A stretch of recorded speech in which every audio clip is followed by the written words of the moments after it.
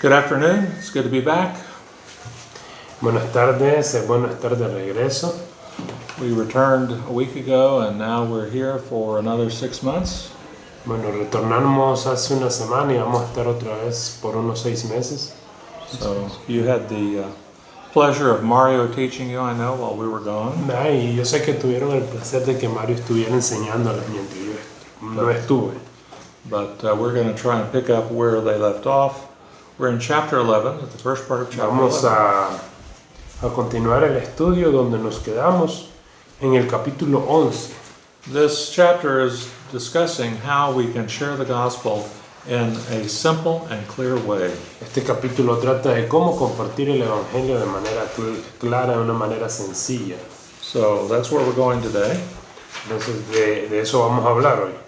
And we'll begin with prayer. If someone will pray for us, we'll get started. Vamos a comenzar con una oración. Quizás alguien de ustedes nos dirige una oración, hermanos.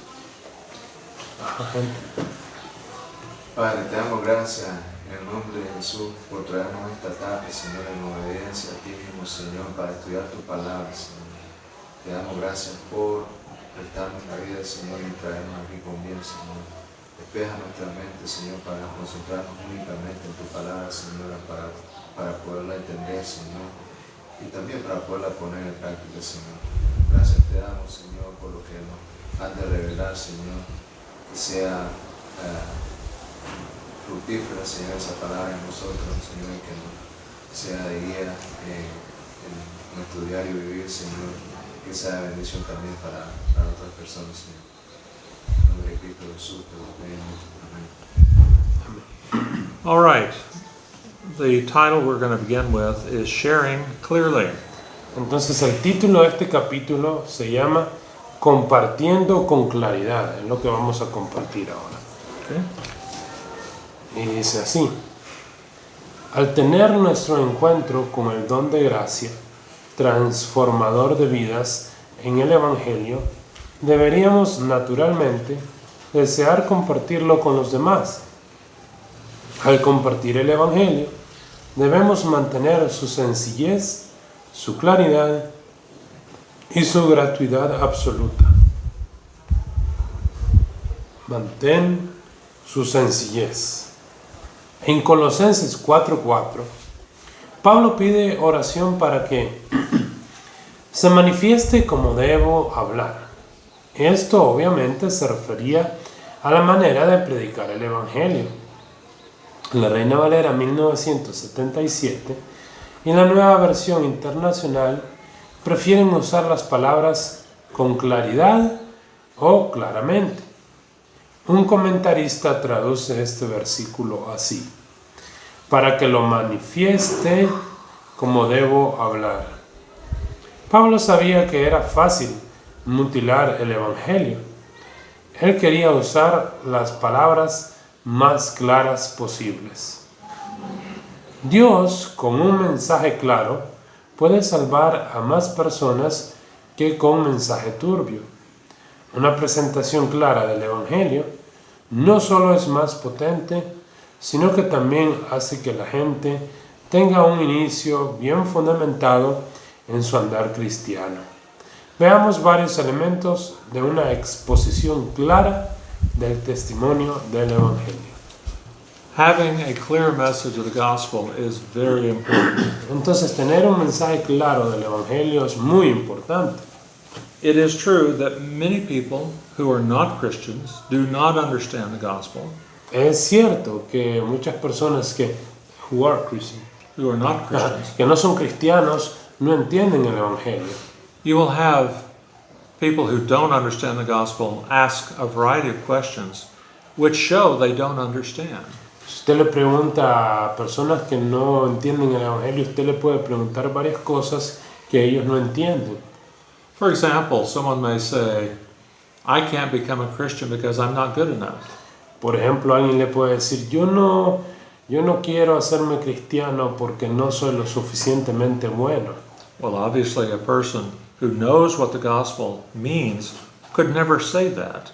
Una persona que conociera realmente el Evangelio no diría eso. You might have someone say, well, I tried to be a Christian but I just couldn't do it. Quizá otra persona dice, yo trato de ser cristiano, pero nunca lo voy a poder ser. Some people believe that the gospel or the message of the gospel is a gospel of works. In other words, what can we do for God? Entonces muchas personas creen que el evangelio es un evangelio de obras, de qué puedo hacer yo delante de Dios. But God's plan of salvation is based on grace. Pero el plan de Dios, el plan de salvación de Dios es por gracia. And the plan the plan of God for the gospel that is based in grace means that there is nothing we can do to earn or deserve God's forgiveness. Y ese plan de salvación, que es por gracia, significa que lo recibimos por fe, no lo ganamos ni lo merecemos. We've already covered this, but Paul makes it clear. Ya lo hemos hablado anteriormente, pero vale la pena destacar que Pablo lo dice. If salvation is by works, it is not by grace. Si la salvación es por obra, no es por gracia. And yet we have many statements in the New Testament and throughout the entire Bible which tell us that salvation is by grace alone. Y tenemos muchos versos bíblicos en el Nuevo Testamento que nos dicen que la salvación es solamente por la fe. Solamente por gracia, por fe. Okay, let's continue. Muy bien, sigamos. Un contenido claro. ¿Qué es lo que tiene que creer una persona para ser salva? He oído de todo, desde cree en Dios, obedece los 10 mandamientos o el sermón del monte, hasta en solo cree que Jesús te ama. ¿Cuál es el contenido del Evangelio? ¿Y cómo podemos expresarlo con claridad? Pablo presenta el contenido del Evangelio claramente en 1 Corintios 15. Pablo les recuerda a los corintios el Evangelio que predicaba y que ellos recibieron, y mediante el cual ellos se habían salvado. Pablo había recibido este mensaje de Dios personalmente. Podemos comparar 1 Corintios 15:3 con Gálatas 1 del 1 al 12. En 1 Corintios 15, del 3 al 5, encontramos dos grandes propuestas del Evangelio con las evidencias que las apoyan. Porque primeramente yo os he enseñado lo que asimismo recibí, que Cristo murió por nuestros pecados conforme a las Escrituras, y que fue sepultado y que resucitó al tercer día conforme a las Escrituras, y que apareció a Cefas y después a los 12. Al presentar las pruebas para sus propuestas, Pablo argumenta su caso como cualquier buen abogado. Enseguida ofrecemos una breve explicación de cada una de estas declaraciones. So after reading what Paul said in 1 Corinthians 15, Entonces, después de leer lo que Pablo dice en 1 Corintios 15, we're going to analyze the statements of Paul vamos a analizar cada una de las declaraciones de Pablo so that we can understand more fully or more completely what he has said. para que podamos entender de una mejor manera lo que él dijo, lo que él quiso decir. Bien, Cristo murió por nuestros pecados. Es posible que el concepto de Cristo no haya sido comprendido en su totalidad por los lectores de la carta en Corinto, pero el significado de ungido y su muerte por los pecados sin duda dirige la atención hacia un mensajero divino especial. La expresión Él murió por nuestros pecados implica que la expresión Él murió por nuestros pecados implica que somos pecadores necesitados de perdón. La palabra por expresa la idea de a causa de, es decir, para resolver el asunto de nuestros pecados. So, in the statement, Christ died for our sins, Entonces, en esta declaración que tenemos, donde dice Cristo murió por nuestros pecados, there is the clear understanding hay that un- we are sinners. se entiende claramente que somos pecadores. Now, as we go a little further, we'll explain this even more, but simply stated, Y podríamos explicar un poquito más, ¿verdad? Pero dicho de una manera sencilla, Jesus Christ on the cross Jesucristo en la cruz suffered the penalty for our sins. sufrió la pena por nuestros pecados. And although it's not stated here, Aunque no está escrito acá, he was the only man who's ever lived who was qualified to die for the sins of another. Él fue el único hombre acá en la tierra calificado para poder morir por otro, por los demás. And the reason he was uniquely qualified is because he was without sin himself. ¿Y por qué él estaba calificado, era apto para morir por los demás? Porque era el único sin pecado. One sinner dying for another sinner would not bring about forgiveness from God for our sins. Porque un pecador muriendo por otro pecador, pues eso no iba a traer perdón de parte de Dios por nuestros pecados. It was the totally innocent, perfect man, Jesus Christ, who was qualified to pay the penalty for our sins. Requería de un hombre enteramente sin pecado. De esa manera iba a ser calificado para morir, para que Dios perdonara nuestros pecados. And because of his death, he makes it possible for all people to believe and to have their sins forgiven. A causa de esto, entonces es que Él hace posible que las personas crean. Todos pueden creer. They believe. All who believe have their sins Y forgiven. todos los que crean tengan sus pecados perdonados. And this Pecados was sean made- perdonados. And this was made possible by the death of the man Jesus Christ on the cross. Eso es posible a través de la muerte de Jesús en la cruz. Okay. Segunda declaración. Conforme a las Escrituras. Las Escrituras del Antiguo Testamento representaron o predijeron el sufrimiento del Mesías de Dios. You see this in particular, for example, in Isaiah 53. Ustedes pueden ver particularmente esto, por ejemplo, en Isaías 53, in which the Old Testament prophet declares that he was pierced for our transgressions. donde el profeta del Antiguo Testamento dice que él fue molido por nuestras transgresiones. So the message of a Messiah who would suffer death for the benefit of the people is clearly seen in the Old Testament. Entonces, claramente en el Antiguo Testamento estaba descrito el sufrimiento del Mesías por para perdón de nuestros pecados. Okay. Y fue sepultado. Esta expresión tiene como función presentar el certificado de defunción de Jesús. Le recuerda al lector de los muchos testigos oculares de su muerte, que es la mejor evidencia que podría presentar. Solo los muertos son sepultados. La muerte de Cristo fue presenciada por una multitud, entre la cual estaba el soldado que fue enviado a romperle las piernas. La tumba y el cuerpo fueron también preparados por José de Arimatea, Nicodemo y las mujeres. Okay. So again, Jesus was buried according to the scripture. Otra vez, de acuerdo a las escrituras, como lo habían profetizado, él fue sepultado. Okay. Let's continue. Resucitó. La segunda proposición da fe de la resurrección de Cristo de entre los muertos. Y esto implica que Dios aceptó el sacrificio.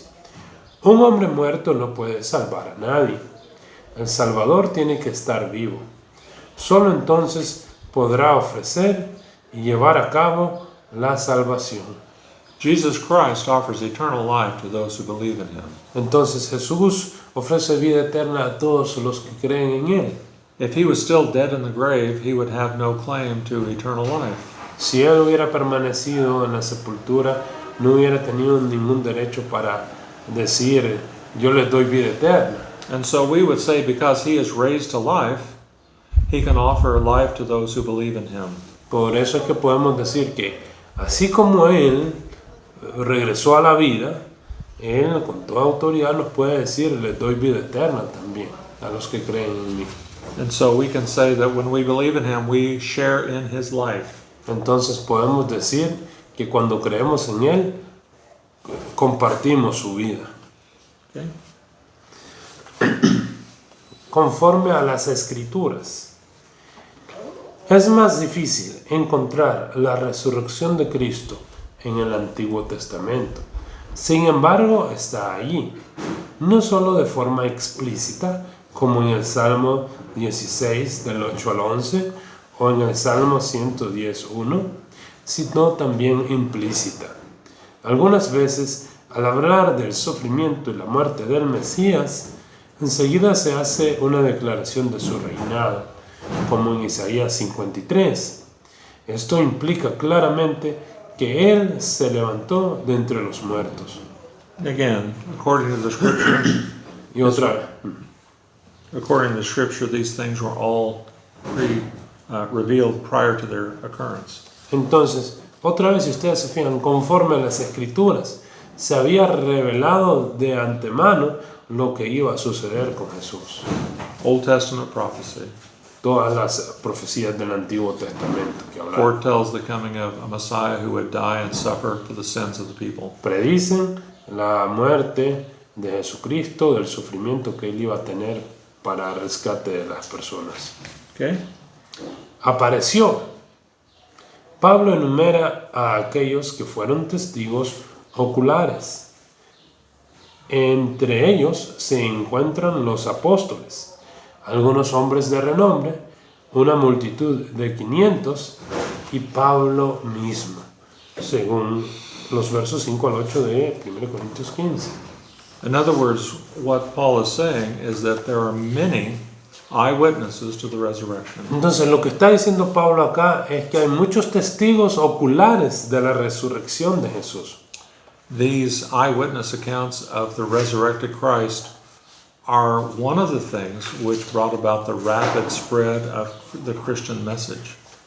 Y el hecho de que hubieran muchos testigos oculares de la resurrección de Jesús fue lo que permitió el crecimiento rápido, el esparcimiento rápido del Evangelio. Okay? Let's continue. Una condición clara. Como hemos demostrado en este libro, la gracia del Evangelio significa que la única condición para la salvación es solo la fe, solo en Cristo. Pero justo aquí es donde una gran parte de la predicación del Evangelio es deficiente. Repasemos algo del lenguaje que se usa para explicar la única condición para la salvación. Pide a Jesús que entre a tu corazón. Es cierto que universalmente se entiende que el corazón es la esencia misma de nuestro ser y persona. Sin embargo, al usar esta frase, apenas si se logra comunicar el tema de la confianza en Jesús como alguien que murió en nuestro lugar. Esta expresión sería muy confusa para un niño que piensa en términos concretos y no abstractos.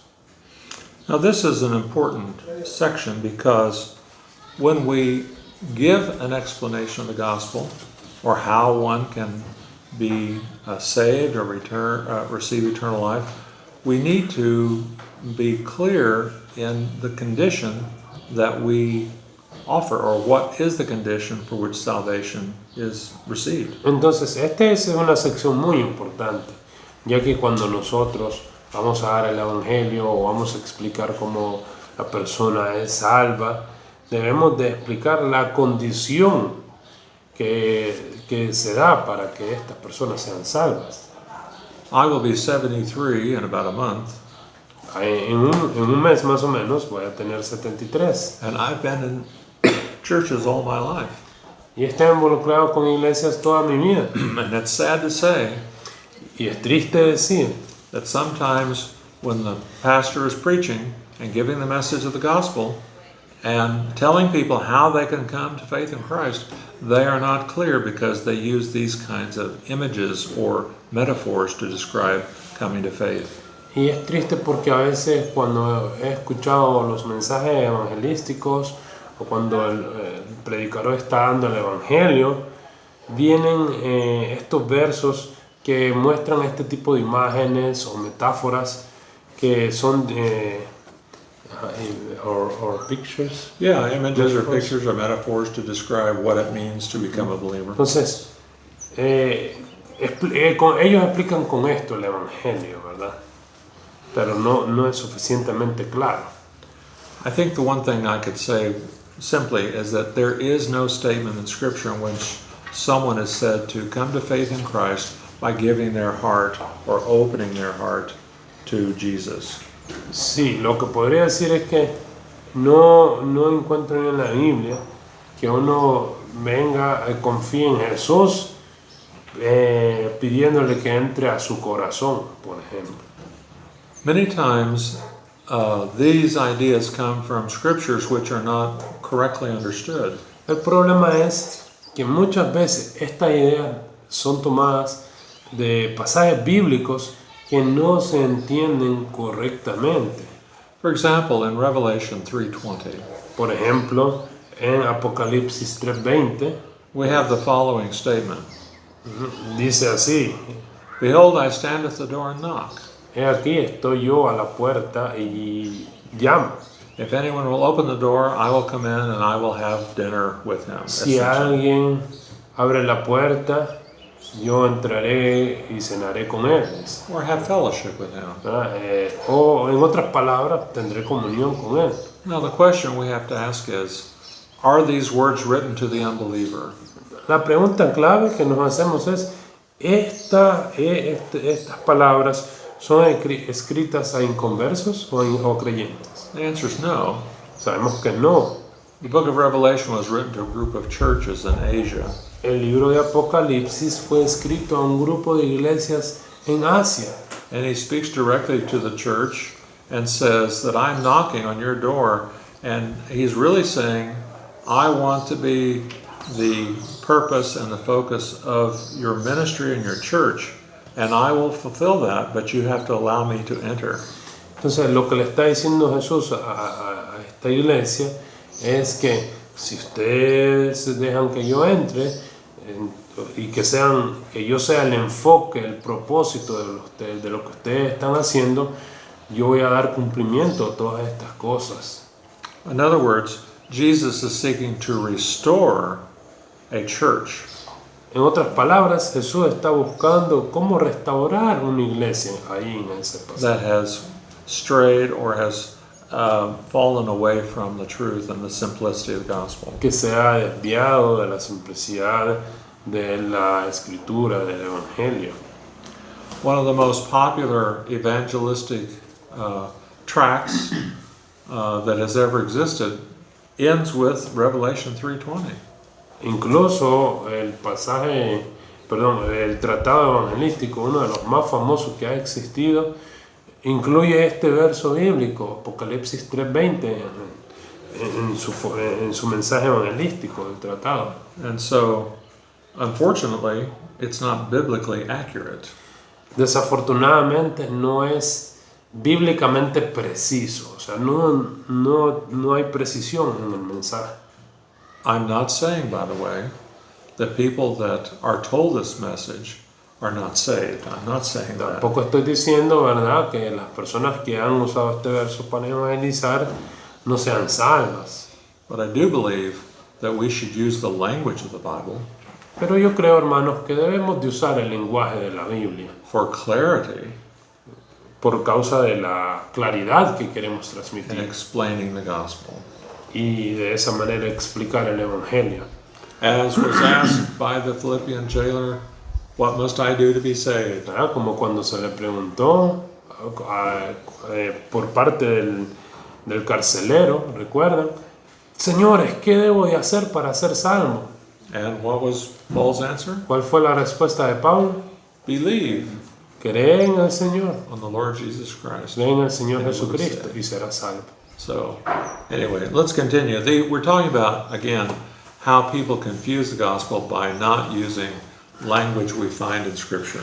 Entonces, estamos acá tratando de cómo las personas confunden en su lenguaje evangelístico al explicar el Evangelio.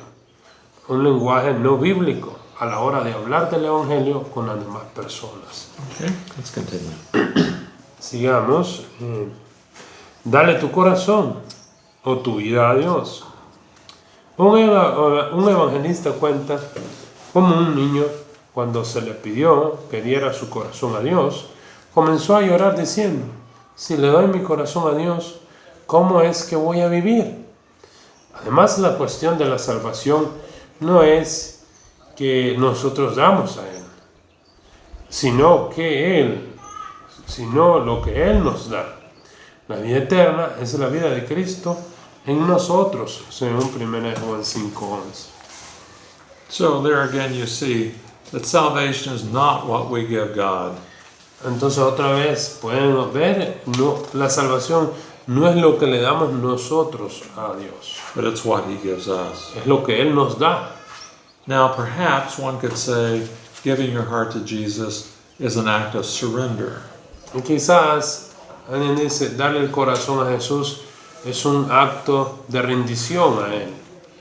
But even if that were true, it's still not a clear presentation of the gospel. Pero aún si eso fuera verdad, no es una presentación clara del Evangelio. Okay? The next one? La siguiente frase es: invita a Cristo a tu vida. Este es sin duda un enfoque cortés.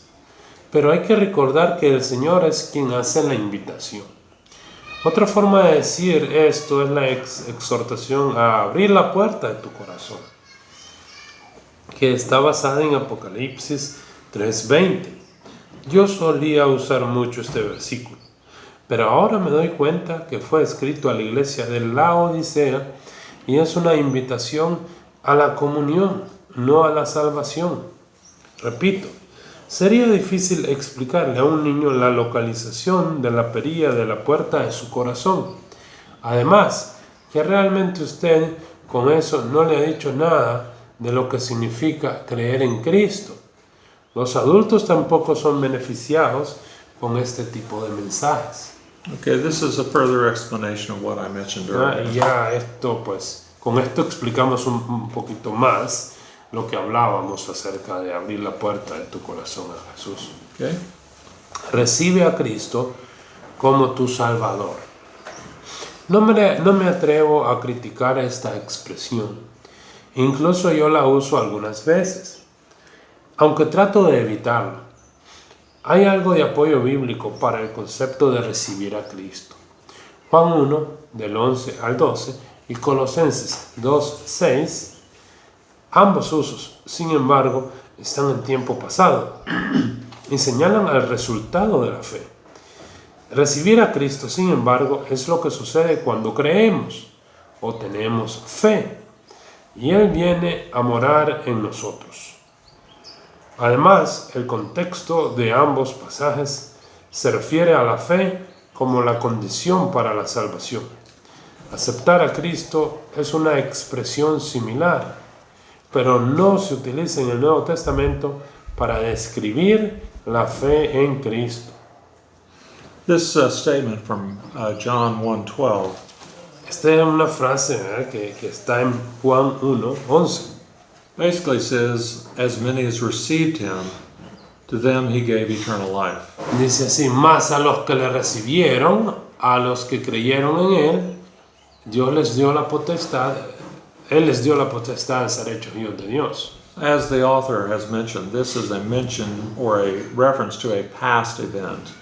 Como dice el autor acá, ¿verdad? Esta es una referencia al pasado, o sea, de algo que sucedió.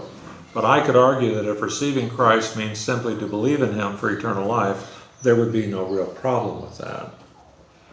Believe. Yeah, I'm saying if you use the term to receive Christ as an expression of believing in Him, then that's not a problem. Entonces, mire, no hay problema si nosotros estamos explicándole a la gente el recibir a Cristo como una expresión de creer en Él.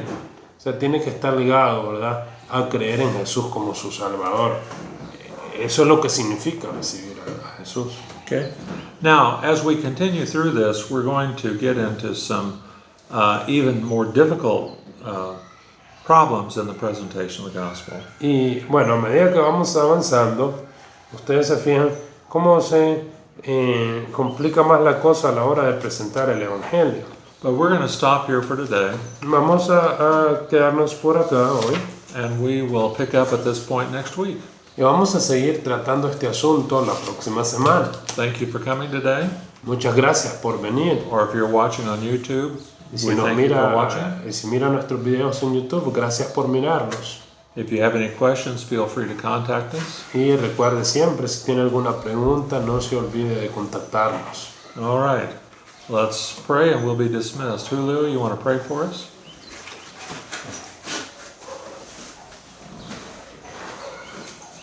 Señor, le agradecemos la oportunidad que nos dio de reunirnos, Señor, y gracias, Señor, por su palabra, porque es clara, Señor, y podemos entenderla y podemos confiar en ella. Gracias por hermano Omar, por traerlo de bien, por la hermana también, y Señor, por cada uno que venimos a esta clase. Bendíganos y siga obrando en los corazones, Señor, de aquellos que, Señor, a veces no vienen, Señor, que pueda crecer este grupo para que podamos, Señor, saber más de su palabra. Le agradecemos todo, Dios.